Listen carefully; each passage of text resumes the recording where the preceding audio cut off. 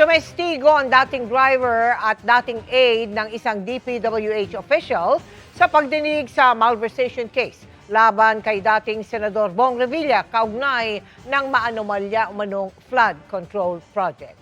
Sinabi nilang naghatid sila ng mga kahon sa bahay ni Revilla, pero hindi raw nila alam ang laman ng mga ito.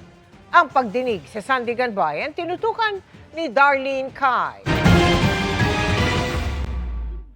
Nang humarap si dating DPWH Undersecretary Roberto Bernardo sa Senate Blue Ribbon Committee, sinabi niyang may 125 million pesos na umano'y kickback na nakuha si dating Senador Bong Revilla sa ilang government projects noong 2024 at naghahatid daw siya ng pera sa bahay nito.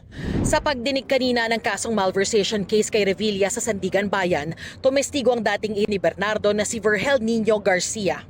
Sabi niya, naghatid siya ng mga kahon sa bahay ni Revilla sa Cavite sa utos ni Bernardo. Nang minsang magdala ng 12 kahon, nakita raw niya mismo si Revilla roon. Pero hindi ang dating senador ang tumanggap ng mga kahon mula sa kanya. Pero sabi pa ni Garcia, hindi niya alam ang laman ng mga kahon. Umarap din sa pagdinig kanina ang dating driver ni Bernardo na si Francisco de la Fuente Jr. 2 beses daw siyang nag-deliver ng mga kahon sa bahay ni Revilla noong 2024 hanggang 2025. Nakita niya raw si Revilla pero mga tauhan umano nito ang kumuha ng mga kahon mula sa sasakyan. Kapanipaniwala ba? Sa amin hindi.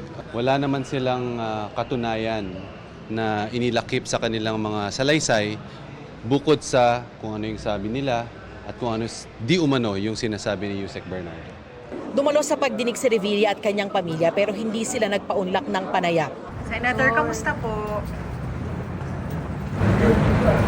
Bukod kay Revilla, binanggit din ng dating aide na si Garcia na inutusan siya ni Bernardo na mag-deliver ng mga kahon at maleta kina Senator Jinggoy Estrada, dating DPWH Secretary Manuel Bonoan, dating DepEd Undersecretary Trijib Olivar, dating DPWH Undersecretary Maria Catalina Cabral at Carlene Villa, tauhan ni Makati Mayor at dating Senador Nancy Binay.